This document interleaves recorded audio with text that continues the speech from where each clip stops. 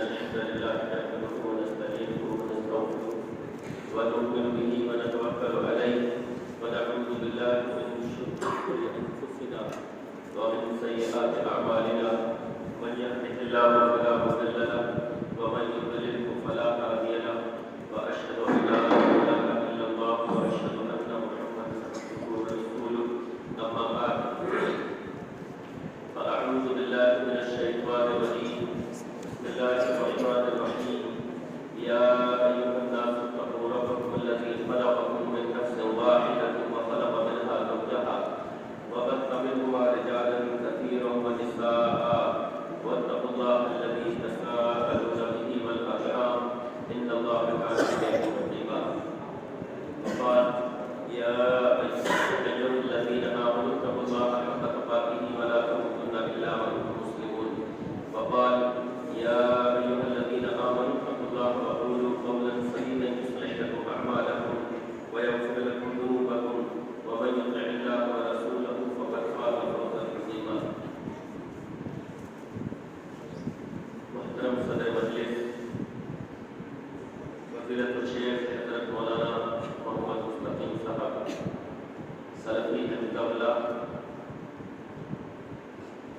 دیگر علماء کرام، باہر سے آئے ہوئے مہمانان گرامی، خواتین و حضرات، ابھی آپ کے سامنے مدرسہ ہذا کے بچے تقریریں کر رہے تھے. آپ کو معلوم ہے کہ تقریر کرنے کے لیے جب بچہ تقریر کے میدان میں قدم رکھتا ہے تو اس کے لیے وہ وقت انتہائی بہتر طلب ہوتا ہے. بعد میں آہستہ آہستہ پھر مشق ہو جاتی ہے، عالمیت ہو گئی، فضیلت ہو گئی، پھر اس میدان میں قدم رکھا، پھر وہ ماحول سا اس کے لیے ہو جاتا ہے. لیکن اسٹیج پر آ کر تقریر کرنا یہ معمولی بات نہیں ہے، یہ بڑی بات ہے.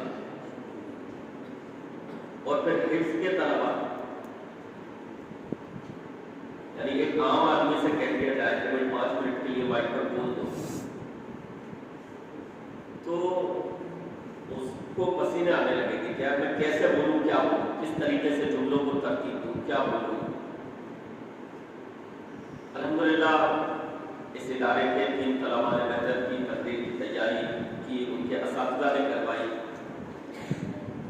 اللہ تعالیٰ سے دعا ہے کہ رب العالمین ان کو بڑا داعی بنائے، اچھا حافظ بنائے، اچھا عالم بنائے، اور اس ادارے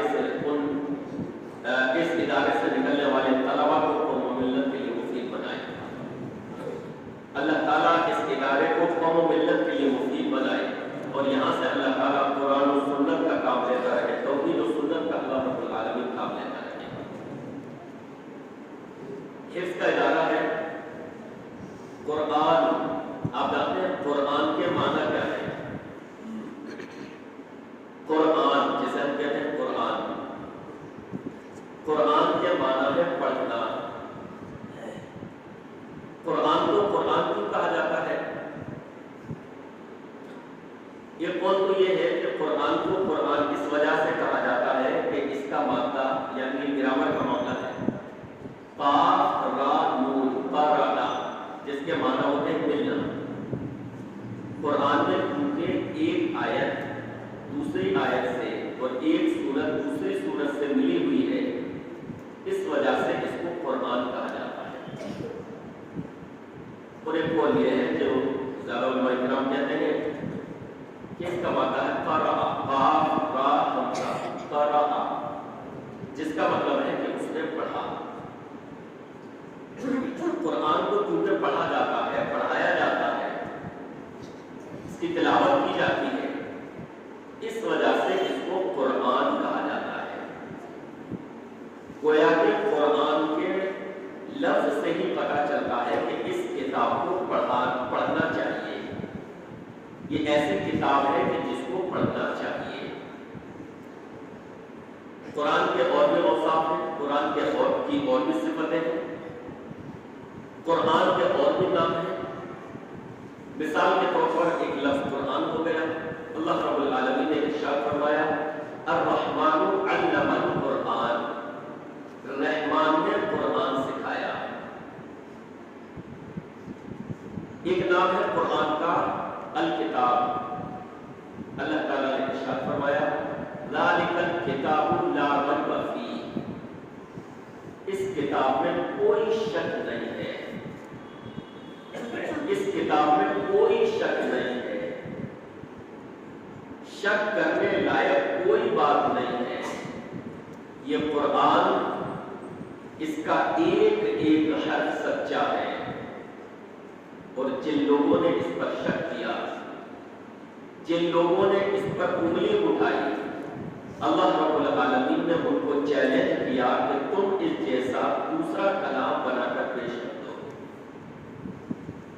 اگر تم شک کرتے ہو، اگر تم یہ سمجھتے ہو کہ یہ اللہ کا کلام نہیں ہے، محمد اس کو اپنی طرف سے بنا کر لاتے ہیں صلی اللہ علیہ وسلم. اگر تمہیں یہ شک ہے کہ یہ شاعری ہے، اگر تمہیں یہ شک ہے کہ یہ ایک جادوگر کے جملے ہیں، تو تم اس جیسا قرآن بنا کر لاؤ. قل لئن اجتمعت الانس والجن على ان يأتوا بمثل هذا القرآن لا يأتون بمثله.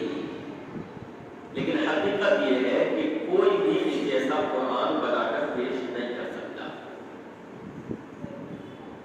پورا قرآن نہیں لا سکتے. اس جیسی 10 صورتیں بنا کر پیش کر دو، اس جیسی ایک صورت بنا کر پیش کر دو. فَلْيَأْتُوا بِحَدِيثٍ مِثْلِهِ، چلو اس جیسی ایک آیت بنا کر پیش کر دو. اور جن لوگوں کو پہلے یہ چیلنج کیا گیا، وہ لوگ تھے جو عرب معاشرے کے ادبا کہلاتے تھے، ادیب، جن کے پاس علم تھا، جو شاعر تھے، جن کو اپنی زبان پر ناز تھا، جو عربی داں تھے، جن کو اپنی زبان پر اس قدر ناز تھا کہ وہ دوسروں کو اجمی کہا کرتے تھے، دوسروں کو گنگا کہا کرتے تھے کہ اہل زبان تو ہم ہیں. ان لوگوں کو اللہ رب العالمین نے چیلنج فرمایا کہ قرآن مجید پر تم شک کرتے ہو تو قرآن مجید جیسی دوسری کتاب پیش کرو. قرآن مجید کی کوئی ایک سورت اپنی پسند کی لے لو اور اس جیسی کوئی سورت بنا کر پیش کر دو. قرآن مجید جیسی ایک آیت پیش کر دو. لیکن وہ لوگ جن کے چھوٹے چھوٹے بچے بڑی بڑی شاعری کیا کرتے تھے، جن کے چھوٹے چھوٹے بچے عربی ادب جانا کرتے تھے، وہ لوگ کہ جن کو اپنی زبان پر فخر تھا، اپنے انداز بیان پر فخر تھا، اپنے انداز تکلم پر فخر تھا، وہ جانتے تھے کہ قرآن جیسا کلام ہم پیش نہیں کر سکتے. انہوں نے اس چیلنج کو قبول نہیں کیا، شک کیا یا شک کا اظہار کیا، لوگوں کو مغالطے میں ڈالا. لیکن وہ جانتے تھے کہ ہمارے بس کی بات نہیں ہے کہ اس جیسا کلام پیش کر دیں. تو ایک نام ہے اس کا الکتاب، ذالک الکتاب لا ریب فیہ. ایک نام ہے الفرقان. الفرقان کے معنی ہے ایسی کتاب جو حق اور باطل کے درمیان فرق کرتے ہیں. فرقان کے معنی کیا ہے؟ حق اور باطل کے درمیان فرق کرنے والی چیز. قرآن یہ حق اور باطل کے درمیان نمایاں فرق کر دیتا ہے کہ یہ حق ہے اور یہ باطل ہے. اللہ نے ارشاد فرمایا تبارک الذی نزل الفرقان علی عبدہ لیکون للعالمین نذیرا. بابرکت ہے وہ ذات جس نے اپنے بندے پر الفرقان نازل کیا، یعنی ایسی کتاب نازل فرمائی جو حق اور باطل کے درمیان فرق کرنے والی ہے. اس کتاب کا ایک نام ہے التنزیل، یعنی نازل شدہ. نازل شدہ اللہ رب العالمین نے اس کو اتارا ہے، اس کو نازل کیا ہے. وَإِنَّهُ لَتَنزِيلُ رَبِّ الْعَالَمِينَ، یہ رب العالمین کی طرف سے نازل کردہ کتاب ہے. ایک نام ہے اس کا الحق. اللہ نے ارشاد فرمایا بل هو الحق، بلکہ یہ حق ہے. کے بارے میں، ام یقولون افترا بل هو الحق من ربک، یہ لوگ کہتے ہیں کہ اس کو گھڑ لیا ہے اللہ کے نبی نے، حالانکہ یہ حق ہے آپ کے رب کی طرف سے۔ اس کتاب کا ایک نام ہے احسن الحدیث، یعنی سب سے بہترین بات۔ اللہ نے ارشاد فرمایا اللہ نزل احسن الحدیث، اور ایک اور نام اس کتاب کا برہان۔ برہان کے معنی ہوتے ہیں دلیل، ایک لفظ آتا ہے دلیل، اس کے معنی بھی دلیل، اور ایک لفظ ہے برہان، برہان کے معنی بھی دلیل۔ لیکن برہان کے معنی ایسی دلیل جو سامنے والے کے تمام مغالطوں کو کاٹ کر رکھ دے، سامنے والے کی تمام دلیلوں کو کاٹ کر رکھ دے، اس کے اندر یہ صفت ہو، وہ اس انداز میں سامنے والے کے دلائل پر غالب آ جائے، کیونکہ باطل بھی تو دلائل نہیں ہے نا، لیکن جب قرآن سے آپ دلیل دیں گے تو وہ دلیل ایسی ہوگی کہ وہ تمام دلیلوں کو اس کی کاٹ کر رکھ دے گی، اس کے تمام مغالطوں کو کاٹ کر رکھ دے گی۔ اللہ نے ارشاد فرمایا یا ایھا الناس قد جاءکم برہان من ربکم وانزلنا الیکم نورا مبینا۔ تو یہ قرآن مجید کے مختلف نام ہوئے، اس کے اور بھی بہت سارے نام ہیں۔ اب آئیے دیکھتے ہیں کہ قرآن مجید کی اہمیت و فضیلت کیا ہے۔ قرآن مجید کا معنی ہو گیا، قرآن مجید کے نام ہو گئے، قرآن مجید کی اہمیت و فضیلت کیا ہے۔ میرے بھائیوں، قرآن مجید کی پہلی فضیلت کہ اللہ تعالیٰ نے قرآن مجید کے نزول کے لیے اس رات کا انتخاب فرمایا جو رات تمام راتوں سے افضل ہے۔ اللہ تعالیٰ نے قرآن مجید کے نزول کے لیے اس مہینے کا انتخاب فرمایا جو مہینہ تمام مہینوں سے افضل ہے۔ اللہ اکبر۔ قرآن کی فضیلت کے کیا کہتے ہیں، قرآن کی اہمیت کے کیا کہتے ہیں؟ اللہ تعالیٰ نے اس کو شب قدر میں نازل فرمایا، انا انزلناہ فی لیلۃ القدر، بے شک ہم نے اس قرآن کو شب قدر میں نازل فرمایا، انا انزلناہ فی لیلۃ المبارکہ، بے شک ہم نے اس قرآن مجید کو بابرکت رات میں نازل فرمایا، فی لیلۃ مبارکۃ انا کنا منذرین، بے شک ہم نے اس قرآن کو ایک بابرکت رات میں نازل فرمایا۔ اللہ رب العالمین نے اس کے نزول کے لیے سب سے افضل رات کا انتخاب فرمایا، اللہ تعالیٰ نے اس کے نزول کے لیے سب سے افضل مہینے کا انتخاب فرمایا۔ شہر رمضان الذی انزل فیہ القرآن ھدی للناس وبینات من الھدی والفرقان، بے شک رمضان کا مہینہ ہی وہ مہینہ ہے کہ جس میں قرآن مجید کو نازل کیا گیا، اور اللہ تعالیٰ نے جس فرشتے کے ذریعے اس قرآن کو بھیجا وہ فرشتہ حضرت جبرائیل علیہ السلام تمام فرشتوں میں سب سے افضل، اور اللہ تعالیٰ نے جس رسول پر اس کتاب کو نازل فرمایا، اس کتاب کے نزول کے لیے اپنے جس رسول کا انتخاب فرمایا، وہ رسول تمام نبیوں سے افضل، وہ رسول تمام رسولوں سے افضل، امام الانبیاء جناب محمد رسول اللہ صلی اللہ علیہ وسلم۔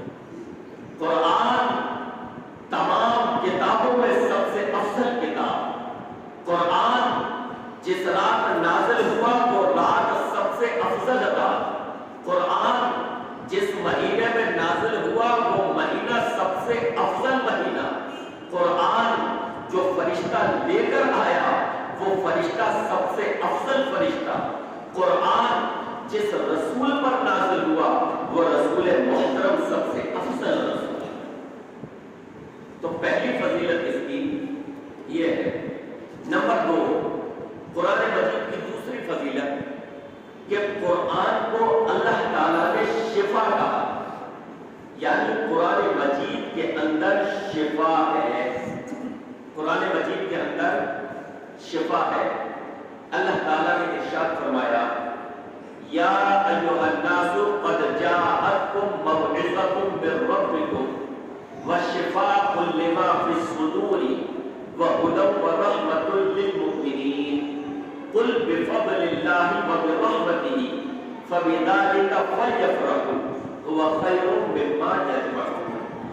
فرمایا اے لوگوں، تمہارے پاس تمہارے رب کی طرف سے ایک نصیحت آ چکی ہے، یعنی قرآن مجید کی شکل میں تمہارے پاس تمہارے رب کی نصیحت آئی ہے. اس میں لوگوں کے سینوں کے لیے شفا ہے، وَشِفَاءٌ لِمَا فِي الصُّدُورِ، اس میں لوگوں کے لیے شفا ہے.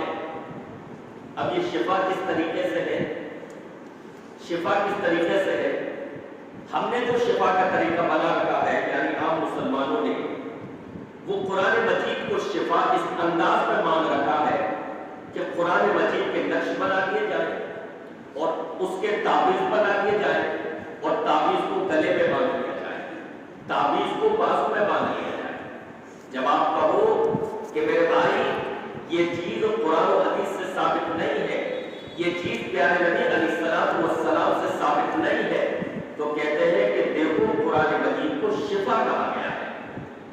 ہم اس کا انکار نہیں کرتے، بے شک قرآن مجید کو شفا کہا گیا ہے، لیکن میرے بھائیوں شفا جس چیز میں بھی ہوگی اس سے شفا حاصل کرنے کا طریقہ وہی اختیار کیا جائے گا جو اس کے استعمال کا طریقہ ہے.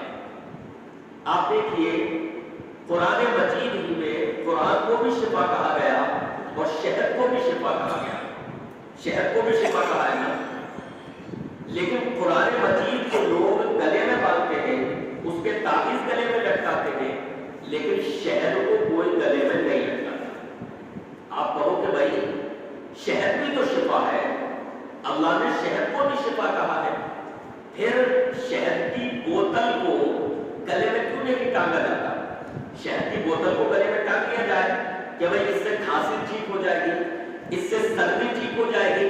کوئی نہیں مانتا، بلکہ وہ کہے گا کہ شہد سے شفا حاصل کرنے کا طریقہ یہ ہے کہ شہد کو کھایا جائے، شہد کو چاٹا جائے، اس کا طریقہ یہ ہے. تو میرے بھائیوں کسی بھی چیز سے شفا حاصل کرنے کا طریقہ وہ ہوتا ہے جو اس کے استعمال کا طریقہ ہے. شہد کھانے کی چیز ہے، اس کو کھایا جاتا ہے. سرما آنکھ میں لگانے کی چیز ہے، اس کو آنکھ میں لگایا جاتا ہے، اس کو کھا نہیں سکتے. سرمے کا طریقہ کیا ہے؟ آنکھ میں لگانا. قرآن مجید کا طریقہ کیا ہے؟ قرآن مجید کا طریقہ ہے اس کو پڑھنا. قرآن مجید کا طریقہ ہے اس کو پڑھنا. قرآن مجید کے تعلق سے قرآن میں بھی اور حدیث میں بھی پڑھنے کا ذکر ملتا ہے، قرآن کو گلے میں لٹکانے کا ذکر نہیں ملتا، قرآن کے تعویذ بنانے کا ذکر نہیں ملتا. لہذا قرآن مجید کو پڑھا جائے، قرآن مجید کا دم کیا جائے، قرآن مجید کا رقیہ بھی آپ اپنے اوپر کر سکتے ہیں. میں رقیہ سینٹرز کی بات نہیں کر رہا، لیکن کوئی عالم دین، کوئی حافظ قرآن قرآن مجید کی آیتیں پڑھ کر آپ پہ دم کر سکتا ہے. تو انشاءاللہ جسمانی امراض سے شفا ملے گی، اللہ کے حکم سے جسمانی امراض سے شفا ملے گی. ایک طریقہ تو یہ ہے، اور دوسری چیز یہ کہ قرآن مجید پڑھو تو دل کے روگ، دل کے امراض میں شفا ملے گی. قرآن مجید پڑھو گے تو عقیدہ درست ہوگا، قرآن مجید پڑھو گے تو یہ بیمار دل شفا پائے گا. تو قرآن مجید سے شفا حاصل کرنے کا طریقہ یہ ہے کہ قرآن مجید کو پڑھا جائے، قرآن کو گلے میں لٹکا کر، قرآن کو بازو میں باندھ کر، قرآن کو گھروں پہ لٹکا کر، قرآن کو دروازے پر لٹکا کر، قرآن کو گاڑی میں لٹکا کر، اس سے کوئی برکت یا کوئی شفا حاصل نہیں ہوگی. بلکہ قرآن مجید سے شفا حاصل کرنے کا طریقہ یہ ہے جو نبی علیہ السلام کے عمل سے اور آپ کے قول سے ثابت ہے، اور وہ طریقہ یہ ہے کہ اس کو پڑھا جائے. تو اس کی دوسری اہمیت و فضیلت یہ ہے کہ قرآن شفا ہے. یا ایھا الناس قد جاءتکم موعظۃ من ربکم وشفاء لما فی الصدور وہدی ورحمۃ للمؤمنین. یہ قرآن ہدایت اور رحمت ہے اہل ایمان کے. اللہ اکبر. آگے کیا فرمایا؟ قل بفضل اللہ فَبِذَلِكَ فَلْيَفْرَحُوا. اللہ رب العالمین نے یہ جو تمہیں فضل دیا ہے اپنا، اللہ نے جو یہ رحمت دی ہے تمہیں اپنی قرآن کی شکل میں، اس پر تو لوگوں کو خوش ہونا چاہیے. یہ ہے آیت جس کو آپ نے ربیع الاول کے مہینے میں سنا ہوگا بہت سارے لوگوں سے. یہ ہے آیت قرآن کے پس منظر میں اللہ فرما رہا ہے کہ قرآن یہ اللہ کی طرف سے رحمت ہے، اللہ کا فضل ہے، اس پر تو لوگوں کو خوش ہونا چاہیے. دو فضیلتیں. قرآن مجید کی تیسری فضیلت کہ قرآن مجید پر دشمن حملہ آور نہیں ہو سکتا. دشمن قرآن کو مٹانے کی کوشش کرے، دشمن قرآن کو ختم کرنے کی آرزویں کرے، لیکن دشمن اپنے ارادوں میں کامیاب نہیں ہو سکتا. اللہ رب العالمین نے ارشاد فرمایا قرآن مجید کے بارے میں، لا يأتيه الباطل من بين يديه ولا من خلفه تنزيل من حكيم حميد، کہ اس قرآن پر دشمن نہ تو سامنے سے حملہ آور ہو سکتا ہے نہ پیچھے سے حملہ آور ہو سکتا ہے. اب قرآن کا سامنا اور پیچھا کیا ہوا؟ بھائی آپ کھڑے ہو جائیں تو سمجھ میں آتا ہے کہ ایک آپ کا سامنا ہے ایک پیچھا ہے. قرآن کا سامنا اور پیچھا کیا ہوا؟ تو دیکھیے جب آپ کھڑے ہوتے ہیں تو آپ کا سامنا کیا ہے؟ جو آپ کو نظر آ رہا ہے، آپ اسے پہچان رہے ہیں. اور پیچھا کیا ہے؟ جو آپ کو نظر نہیں آ رہا. یعنی اپنا ایک تو ہے دشمن کے روپ میں سامنے آئے جسے ہم پہچان رہے ہیں کہ یہ کافر ہے، یہ مشرک ہے، یہ فلاں پرست ہے، اس کی یہ آرزو ہے، اس کا یہ مطالبہ ہے، اس کا یہ کہنا ہے، اس کو ہم پہچان رہے ہیں. ایک وہ ہے جس کا نام مسلمانوں والا ہے، جو مسلمانوں والا لبادہ اوڑھے ہوئے ہے، اور یہ مسلمانوں کے روپ میں جو قرآن مجید پر حملہ کرنا چاہتا ہے. یہ پہچان میں نہیں آ رہا، یہ گویا کہ پیچھے سے جس کو کہتے ہیں کہ پیٹھ میں خنجر بھونکنا، پیٹھ میں خنجر مارنا. اللہ فرماتا ہے لا یأتیہ الباطل من بین یدیہ ولا من خلفہ. اس قرآن پر نہ تو کوئی سامنے سے حملہ کر سکتا ہے، نہ کوئی پیچھے سے اس پر حملہ آور ہو سکتا ہے. کوئی اس قرآن مجید کا کچھ نہیں بگاڑ سکتا. آج کے منافقین جو یہ مطالبہ کرے کہ قرآن مجید کو تبدیل کر دیا جائے اور وہ اس طرح کی زبان استعمال کرے کہ قرآن کو تو میں مانتا ہوں، قرآن کو تو میں مانتا ہوں، قرآن کو تو میں تسلیم کرتا ہوں، لیکن اس میں فلاں آیت جو ہے، اس میں اتنی آیتیں جو ہے یہ حضرت ابوبکر نے بڑھا دی ہے نعوذ باللہ، حضرت عمر نے بڑھا دی ہے نعوذ باللہ. تو یہ میرے بھائیوں منافقت کا یہ دراصل مسلمانوں والا نام رکھ کر، اردو والا نام رکھ کر یہ منافق ہے جو قرآن پر حملہ آور ہونا چاہتے ہیں. ان کی کیا اوقات؟ بڑے بڑے لوگ آئے جنہوں نے قرآن کو مٹانا چاہا، انہوں نے آرزویں کی جو ان سے بڑھ کر تھے، جو ان سے زیادہ سرکش تھے، جنہوں نے انٹرنیٹ پر قرآن مجید جیسی کتاب ڈالنے کی کوشش کی تاکہ لوگوں پر قرآن کو مشتبہ کر دیا جائے. قرآن مجید جیسی صورتوں کے انہوں نے نام رکھے، لیکن جب وہ کتاب انٹرنیٹ پر آئی، اہل علم نے اس کتاب کو دیکھا، انہوں نے پہچان لیا، عوام نے دیکھا، انہوں نے پہچان لیا کہ قرآن میں الگ تاثیر ہے، قرآن میں جو مٹھاس ہے، قرآن میں جو فصاحت ہے، قرآن میں جو بلاغت ہے، وہ یہودیوں کی بنائی ہوئی اس کتاب الفرقان میں نہیں ہے. اس کتاب کا نام انہوں نے الفرقان رکھا تھا. جب وہ بڑے بڑے سرکش، ان سے بڑے بڑے سرکش جب قرآن کو نہ مٹا سکے تو ان کی کیا اہمیت تھی یہ قرآن سے چند آیتیں نکلوانے. ہمارا ایمان یہ ہے، ہمارا عقیدہ یہ ہے کہ قرآن مجید قیامت تک رہنے والی کتاب ہے انشاءاللہ. اس پر کوئی حملہ آور نہیں ہو سکتا. آرزویں کر سکتا ہے، زبان سے بکواس کر سکتا ہے کہ اس میں 24 آیتوں کا اضافہ ہے، میں باقی قرآن کو مانتا ہوں، اس پر ایمان لاتا ہوں، لیکن 24 آیتوں کو نکال لیا جائے یا اتنی آیتوں کو نکال دیا جائے. وہ اپنے دل کی وہ اپنے دل کا کفر ظاہر کر سکتا ہے، وہ اپنے دل کا کفر ظاہر کر سکتا ہے، اپنی زبان سے بکواس کر سکتا ہے، اپنے بچاؤ کے لیے یہ حرکت لیکن انشاءاللہ قرآن کا کچھ نہیں بگاڑ سکتا. لا یأتیہ الباطل من بین یدیہ ولا من خلفہ. رب العالمین کا اعلان ہے کہ باطل اس پر حملہ آور نہیں ہو سکتا. 3 خصوصیتیں. نمبر 4، قرآن مجید کی چوتھی خصوصیت، چوتھی اہمیت کہ قرآن مجید کی حفاظت کا ذمہ اللہ نے لیا. اللہ اکبر. کون اس کو مٹا پائے گا؟ 24 آیتیں، ایک زیر زبر جس کو ماترا کہتے ہیں ہندی میں، ایک ماترا کم نہیں کی جا سکتی. یہ ہمارا ایمان ہے.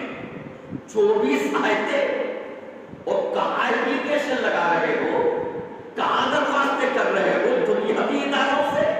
ارے اس کی حفاظت کا ذمہ اس نے لیا ہے جو عرش پر بیٹھا ہے، جو پوری کائنات کو چلا رہا ہے. قرآن مجید کی چوتھی خصوصیت یہ ہے، اِنَّا نَحْنُ نَزَّلْنَا الذِّكْرَ وَإِنَّا لَهُ لَحَافِظُونَ. ہم نے اس قرآن کو، اس ذکر کو نازل کیا ہے، ہم ہی اس کی حفاظت کرنے والے ہیں. اللہ اس کی حفاظت فرما رہا ہے. کیسے اس کو مٹا پاؤ گے؟ ذرا دیکھو تو صحیح، اللہ نے اس کی حفاظت کا کیسا بندوبست کیا ہے. اللہ نے قرآن مجید کی حفاظت کا کیسا انتظام کیا ہے.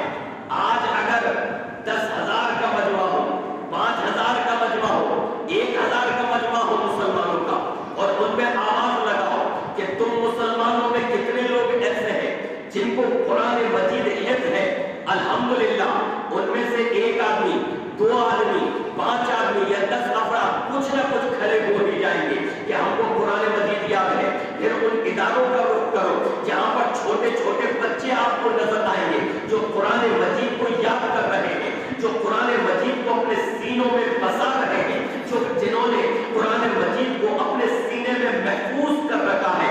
آپ کو 7 سال کا بچہ نظر آئے گا، پورا قرآن مجید جس کے سینے میں محفوظ ہے. آپ کو 10 سال کا بچہ، 12 سال کا بچہ، 15 سال کے بچے سے لے کر کے بزرگ تک، بوڑھے تک آپ کو نظر آئیں گے جن کے سینوں میں قرآن مجید محفوظ ہے. اللہ اکبر. اللہ تعالیٰ نے قرآن مجید کی حفاظت کا کیسا بندوبست فرمایا ہے. دوسروں کے مجمع میں آواز دو، لاکھوں کا مجمع ہو، ان کی مذہبی کتابیں اسٹیج پر رکھی جائیں اور ان کی عوام ہو، اور یہ کہا جائے کہ تم میں کوئی ہے جو تمہاری اس دھارمک کتاب کو پورا یاد کیے ہوئے ہو، جو تمہاری اس دھارمک کتاب کو حفظ کیے ہوئے ہو. پورے 1 لاکھ کے مجمع میں، 5 لاکھ کے مجمع میں کوئی ایک شخص ایسا نہیں اٹھ سکتا جو یہ کہے کہ ہاں میں نے اس کو یاد کر رکھا ہے. لیکن قرآن کو الحمدللہ چھوٹے چھوٹے بچے حفظ کر لیتے ہیں. اللہ رب العالمین نے یہ بندوبست فرمایا ہے قرآن مجید کی حفاظت کا. اگر اس کے کاغذی نسخوں کو اللہ نہ کرے کوئی ظالم ختم نہیں کر دے، اگر اس کاغذی نسخوں کو کوئی ختم نہیں کر دے، سینوں کے سے کس طرح سے قرآن کو ختم کر پاؤ گے؟ سینوں سے ان 24 آیتوں کو کیسے مٹا پاؤ گے؟ سینوں سے، ان سینوں سے کہ جنہوں نے اپنے دل میں قرآن کریم کو نقش کر رکھا ہے. اور اللہ کے فضل و کرم سے ایسے ایسے حفاظ، ایسے ایسے پکے حافظ کہ وہ سو رہے ہیں، انہیں نیند سے جگاؤ، وہ قرآن مجید کی آیت پڑھ دو کہ یہاں سے پڑھنا شروع کرو، وہ وہاں سے پڑھنا شروع کر دیں گے، بنا اٹکے، بنا جھجک، بنا غلطی کیے پڑھنا شروع کر دیں گے. ایسے ایسے عمدہ حفاظ. اللہ نے کیا انتظام فرمایا ہے؟ اِنَّا نَحْنُ نَزَّلْنَا الذِّكْرَ وَإِنَّا لَهُ لَحَافِظُونَ. ہم نے قرآن مجید کو نازل کیا ہے، ہم نے اس نصیحت حاصل کرنے والی کتاب کو نازل فرمایا ہے، اور ہم ہی اس کی حفاظت کرنے والے ہیں. 4 اعزاز. نمبر 5، قرآن مجید کی 5ویں اہمیت، 5ویں فضیلت وہ ہے یہ میرے بھائیوں کہ قرآن مجید اول و آخر تمام علوم کا مجموعہ ہے.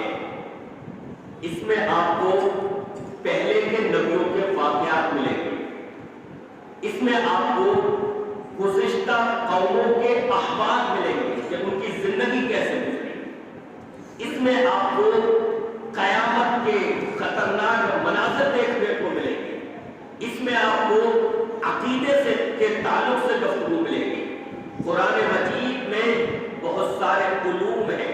بلکہ حضرت عبداللہ ابن مسعود رضی اللہ عنہ فرماتے ہیں عن ابن مسعود رضی اللہ عنہ قال قال رسول اللہ صلی اللہ علیہ وسلم من اراد العلم فليتبر القرآن فإن فيه علم الاولین والآخرین رواه الطبرانی۔ فرماتے ہیں عبداللہ ابن مسعود رضی اللہ عنہ جو شخص علم کا ارادہ کرے، جو شخص علم حاصل کرنا چاہتا ہے کہ میرے پاس کچھ علم آ جائے، اللہ اکبر، نوجوانوں کے لیے یہ بات غور کرنے والی ہے۔ جو شخص عبداللہ بن مسعود فرماتے ہیں جو شخص علم حاصل کرنا چاہے، علم کا ارادہ کرے کہ میں کچھ سیکھ جاؤں، میں کچھ علم حاصل کروں، وہ کیا کرے؟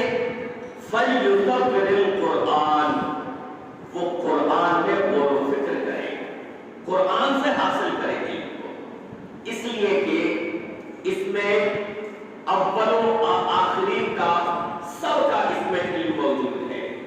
عبداللہ بن مسعود کیا فرماتے ہیں کہ جو علم کا ارادہ کرے وہ کیا کرے؟ قرآن میں غور و فکر کرے، قرآن کو پڑھے۔ ہمارے نوجوان کیا کر رہے ہیں؟ کہاں سے علم حاصل کر رہے ہیں؟ واٹس ایپ سے، فیس بک سے۔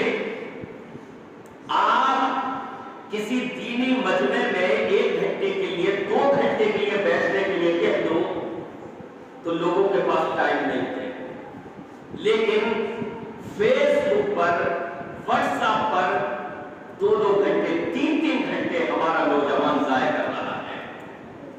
استعمال کیجیے ان چیزوں کو، لیکن وقت کی پابندی کے ساتھ کہ ہمیں کتنا استعمال کرنا ہے۔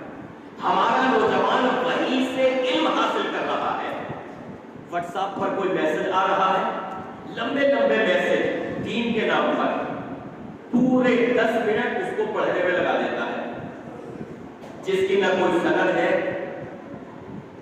نہ کوئی کتاب کا نام، نہ کوئی سفر، کچھ نہیں، کچی پکی، اس کو پڑھ لیا۔ فیس بک کھولا، تھوڑا سا اس کو پڑھ لیا، تھوڑا سا اس کو پڑھ لیا، اور پھر یہ سمجھ رہا ہے ہمارا نوجوان کہ اس طریقے سے میں دین کا علم حاصل کر رہا ہوں۔ اس کے پاس وقت نہیں۔ اگر یہ کسی سے یہ پوچھو کہ ہم میں سے کتنے لوگوں نے قرآن مجید کو ترجمے کے ساتھ پڑھا ہے، اگر کسی سے یہ پوچھا جائے کہ اس ہفتے ہم میں سے کس نے قرآن مجید کی 10 آیتیں، صرف 10 آیتیں ترجمے کے ساتھ پڑھی ہیں، تو اللہ ماشاءاللہ کوئی ہاتھ نہیں اٹھائے گا۔ پوچھو کہ کوئی شخص ایسا ہے کہ جس نے آج فیس بک نہ چلایا ہو؟ نہیں چلایا، سب نے چلایا۔ سوشل میڈیا استعمال نہ کیا ہو اس ہفتہ؟ کوئی نہیں، سب نے سوشل میڈیا۔ لیکن علم حاصل کرنے کا جو طریقہ ہے، علم پختہ علم حاصل کرنے کا جو ضابطہ ہے، اس طریقے پر ہم علم حاصل کرنا نہیں چاہتے۔ میرے بھائیوں، میرے نوجوانوں، ہمیں یہ طریقہ کار بہت ہی زیادہ نقصان ہے۔ اگر ہم چاہتے ہیں کہ اپنی معلومات میں اضافہ کریں، اگر ہم یہ چاہتے ہیں کہ ہمارے پاس پختہ علم آئے، تو ہم قرآن مجید کو ترجمے کے ساتھ پڑھیں، علماء کرام کی رہنمائی میں، کسی عالم کی رہنمائی میں۔ کوئی بات اگر سمجھ میں نہ آئے، ویسے انشاءاللہ قرآن مجید کو جب پڑھیں گے، ترجمہ اس کا دیکھیں گے، تفسیر دیکھیں گے، بات سمجھ میں آئے گی۔ کوئی بات اگر نہیں سمجھ میں آ رہی، عالم سے رہنمائی دیں گے، روزانہ کا معمول بنا لیں کہ بھائی مجھے زیادہ نہیں 3 آیتوں کا صرف ترجمہ دیکھنا ہے، صرف 3 آیتیں۔ کیا اتنا وقت ہمارے پاس نہیں ہے؟ ہم فیس بک پر چلے جاتے ہیں، ارادہ یہ کر جاتے ہیں کہ صرف 10 منٹ کے لیے جاؤں گا، لیکن پھر وہاں پر ایک ویڈیو آئی، اس کو دیکھا، پھر اس کے بعد دوسری چیز شروع کر دی، پھر اس کے بعد تیسری چیز، پھر یہ پوسٹ، پھر وہ پوسٹ، پھر اس پوسٹ کا جواب، پھر نیچے کمنٹس، پھر اس کا رپلائی، پھر اس کا رپلائی، پھر کچھ اپنی پوسٹ۔ 3 گھنٹے وہاں پر ہم ضائع و برباد کر دیتے ہیں، لیکن قرآن کے لیے ہمارے پاس ٹائم نہیں ہے۔ عبداللہ بن مسعود رضی اللہ عنہ فرماتے ہیں کہ جو اگر کوئی شخص علم کا ارادہ کرتا ہے تو وہ قرآن مجید میں غور و فکر کرے، قرآن مجید سے علم حاصل کرے، قرآن مجید کو پڑھے۔ میرے بھائیوں، اگر کوئی غیر مسلم آج ہم سے یہ سوال کر دے کہ مجھے بتاؤ قرآن کے بارے میں، مجھے بتاؤ قرآن مجید کے بارے میں، ہم اسے کیا بتائیں گے؟ کیا ہم میں سے کوئی شخص قرآن کے بارے میں اسے کچھ بتا سکتا ہے؟ بس یہ بتائیں گے کہ قرآن اللہ اللہ کی کتاب ہے. کچھ بتاؤ قرآن میں اللہ نے ہم سے کیا کہا ہے؟ قرآن میں ہمارے لیے اللہ نے کیا پیغام دیا ہے؟ قرآن میں اللہ اپنا کیا تعارف پیش کرتا ہے؟ ہمارے یہاں مختلف عقیدے ہیں، ہمارے یہاں مختلف مذاہب ہیں، مختلف دھرم ہیں. کوئی کہتا ہے کہ 3 خدا ہے، لقد کفر الذین قالوا ان اللہ ثالث ثلاثہ.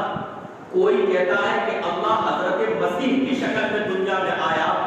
لقد کفر الذین قالوا ان اللہ هو المسیح ابن مریم.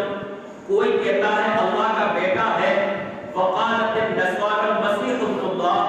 کوئی کہتا ہے کہ حضرت عزیر اللہ کے بیٹے، وقالت الیہود عزیر ابن اللہ. کوئی کہتا ہے کہ اس کے کچھ بندے ہیں، وہ اس کا جز ہے، اس کا حصہ ہے.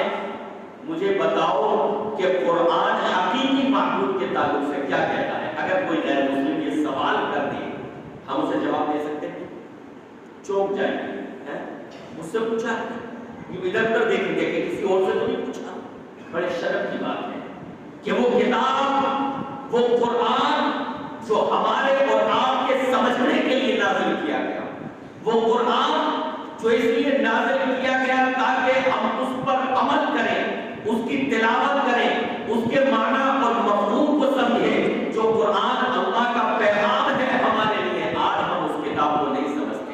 ہم کسی غیر مسلم کو یہ نہیں بتا سکتے کہ بھئی آپ کا جو سوال ہے کہ ہمیں بتاؤ الہ کون ہو، معبود کون ہو، اس کی صفات کیا ہے، اس کی خصوصیات کیا ہے. تو سنو، اللہ تعالیٰ سورۃ الاخلاص میں فرماتا ہے قل هو اللہ احد اللہ الصمد لم یلد ولم یولد ولم یکن له کفوا احد. قرآن مجید کی 1.5 لائن کی یہ سورت ہے، اس میں معبود کا تعارف پیش کیا گیا ہے کہ الہ کیسا ہونا چاہیے، الہ کے بارے میں کیا عقیدہ رکھا جانا چاہیے. ہم نہیں بتا سکتے. میرے بھائیوں، عبداللہ بن مسعود رضی اللہ عنہ کا یہی تو کہنا ہے کہ اگر علم چاہتے ہو تو قرآن میں ہو سکتے، کم سے کم بتا سکو، غیر مسلموں کو بتا سکو. اگر کوئی سوال کرے اسے سمجھا سکو کہ معبود کون ہو، اس کی صفات کیا ہے، اس کی خصوصیات کیا ہے، عقیدہ تمہارا کیسا ہونا چاہیے. تو 5ویں خصوصیت قرآن مجید کی یہ ہے کہ قرآن مجید تمام علوم کا، تمام بہترین علوم کا مجموعہ ہے. نمبر 6، قرآن مجید کی 6ٹھی خصوصیت اور 6ٹھی فضیلت وہ یہ ہے میرے بھائیوں کہ قرآن مجید پر عمل کرنے والا گمراہ نہیں ہوگا. جو قرآن مجید پر عمل کرے گا، جو قرآن مجید کو کسوٹی بنائے گا اپنے عقائد کے لیے، اپنے معاملات کے لیے، جو قرآن مجید سے رہبری حاصل کرے گا، وہ گمراہ نہیں ہوگا. اللہ کے نبی علیہ السلام نے ارشاد فرمایا، حضرت جبیر رضی اللہ عنہ راوی ہے، فرمایا اللہ کے نبی علیہ السلام نے ابشروا فإن هذا القرآن طرفه بيد الله وطرفه بأيديكم فتمسكوا به فإنكم لن تهلكوا ولن تضلوا بعده أبدا. رواہ الطبرانی. فرمایا اللہ کے نبی علیہ السلام نے تمہیں بشارت ہو، تمہیں خوشخبری ہو کہ یہ قرآن مجید یہ ایسی کتاب ہے کہ اس کا ایک سرا اللہ کے پاس ہے اور اس کا ایک سرا تمہارے ہاتھوں میں ہے. اس کا ایک سرا اللہ کے پاس ہے اور اس کا ایک سرا تمہارے ہاتھوں میں ہے، تمہارے پاس ہے. لہذا قرآن مجید کو مضبوطی سے تھامے رہو، قرآن مجید کو مضبوطی سے پکڑے رہو. جب تم ایسا کرو گے تو انشاءاللہ تم پھر ہلاک و برباد نہیں ہوگے، تم گمراہ نہیں ہوگے. جو لوگ قرآن مجید کو اپنی کسوٹی بناتے ہیں، قرآن مجید کو اپنا اصول مانتے ہیں، قرآن مجید کو ضابطۂ حیات مانتے ہیں، وہ کبھی بھی گمراہ نہیں ہو سکتے. اللہ کے نبی علیہ السلام نے ارشاد فرمایا، عن ابی ہریرہ رضی اللہ عنہ قال قال رسول اللہ صلی اللہ علیہ وسلم ترکت فیکم شیئین لن تضلوا بعدہما کتاب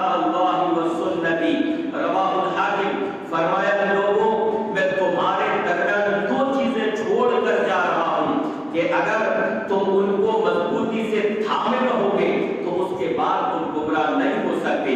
ان میں سے ایک چیز کتاب اللہ یعنی قرآن مجید ہے، اور دوسری چیز میری سنت یعنی حدیث ہے۔ تو حدیث پر عمل اور قرآن مجید پر عمل۔ اگر قرآن مجید پر عمل کیا جائے، اگر قرآن مجید سے اپنے اختلافات کو ختم کیا جائے، اگر قرآن مجید سے عقیدہ لیا جائے، کبھی بھی انسان گمراہ نہیں ہو سکتا۔ ذرا اٹھاؤ ان عقائد کو، ذرا اٹھاؤ ان عقائد کو جو اختلافی ہیں، جس کی وجہ سے مسلمان باہم دست و گربا ایک دوسرے سے لڑ رہے ہیں، جس کی وجہ سے مسلمان ایک دوسرے کے دشمن بنے ہوئے ہیں۔ ذرا اٹھاؤ ان عقائد کو، ذرا اٹھاؤ ان عقائد کو، ان مسائل کو کہ جن کی وجہ سے ایک دوسرے کو گستاخ سمجھ رہے ہیں، اور قرآن مجید سے فیصلہ لو۔ قرآن مجید سے پوچھو کہ اے قرآن تو ان معاملات میں ہمارے درمیان فیصلہ فرما، پھر قرآن جو فیصلہ کرتے اس پر عمل کر لو، گمراہ نہیں ہو سکتے۔ قرآن سے پوچھو کیا اللہ کے علاوہ کوئی عالم الغیب ہے؟ کیا کسی شخصیت کے بارے میں، کسی نبی کے بارے میں، کسی بزرگ کے بارے میں، کسی ولی کے بارے میں یہ عقیدہ رکھا جا سکتا ہے کہ وہ عالم الغیب ہے؟ تو قرآن کہے گا قُلْ لَا أَقُولُ لَكُمْ عِنْدِي خَزَائِنُ اللَّهِ وَلَا أَعْلَمُ الْغَيْبَ وَلَا أَقُولُ لَكُمْ إِنِّي مَلَكٌ۔ اے نبی ان سے کہہ دو کہ اے نبی ان سے کہہ دو کہ میں تم سے یہ نہیں کہتا کہ میرے پاس اللہ کے خزانے ہیں، اور نہ میں یہ کہتا ہوں کہ میں عالم الغیب ہوں۔ قرآن مجید سے فیصلہ لو کہ نبی علیہ السلام جن سے نور میں سے تھے یا جن سے بشر میں سے تھے، قرآن فیصلہ کرے گا۔ قرآن سے فیصلہ لو کہ رب ڈائریکٹ دعائیں سنتا ہے یا نہیں، قرآن فیصلہ کرے گا۔ تو جو شخص قرآن سے عقیدہ لے گا وہ کبھی بھی گمراہ نہیں ہو سکتا۔ آخری چیز قرآن مجید کی آخری اہمیت و فضیلت، میرے بھائیوں کے قرآن مجید کے اندر یہ تاثیر ہے کہ قرآن مجید لوگوں کے دلوں کو بدل دیتا ہے۔ قرآن مجید لوگوں کے دلوں کو بدل دیتا ہے۔ قرآن مجید دلوں کو جلا بخشتا ہے۔ قرآن مجید دلوں کو زندگی بخشتا ہے۔ جب آدمی قرآن مجید پڑھے گا تو اس کا دل نرم ہو جائے گا۔ جب آدمی قرآن مجید پڑھے گا، قرآن کا ترجمہ پڑھے گا، قیامت کی ہولناکیاں پڑھے گا، اس کا دل متقیوں پرہیزگار بن جائے گا، وہ اللہ سے ڈرنے والا بن جائے گا۔ یہ قرآن تو وہ ہے جس کا اثر غیروں پر بھی ہوا۔ یہ قرآن تو وہ ہے، یہ قرآن تو وہ ہے کہ جو اس پر ایمان نہیں لائے، قرآن نے مجبور کیا کہ وہ بھی یہ تسلیم کرے کہ قرآن مجید یہ انسان کا کلام نہیں ہے۔ عتبہ بن ربیعہ قریش کی طرف سے اللہ کے نبی علیہ السلام کے پاس آتا ہے اور چند باتیں رکھتا ہے کہ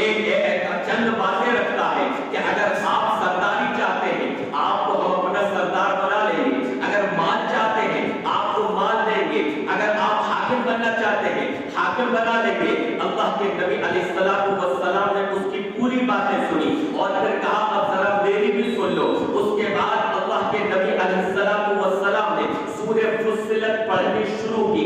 حامیم تنزیل من الرحمن الرحیم کتاب فصلت آیاتہ قرآن عربی لقوم یعلمون۔ اللہ کے نبی علیہ السلام سورہ فصلت کو پڑھتے رہے۔ عتبہ بن ربیعہ جو کہ اپنی بات منوانے کے لیے آیا تھا، جب قرآن سنا ہکا بکا رہ گیا، سنتا رہ گیا، زبان پر تالا لگ گیا، خاموشی سے قریش کے پاس گیا اور کہا لوگوں آج میں نے ایسا کلام سنا ہے، آج میں نے ایسا کلام سنا ہے کہ وہ کلام انسان کا کلام نہیں ہے، وہ کہانت نہیں ہے، وہ شاعری نہیں ہے، میری بات مانو، اس کو اس کے حال پر چھوڑ دو۔ اگر عرب نے اس کو قتل کر دیا تمہارا کام آسان ہو جائے گا، اگر وہ غالب آ گیا اس میں تمہاری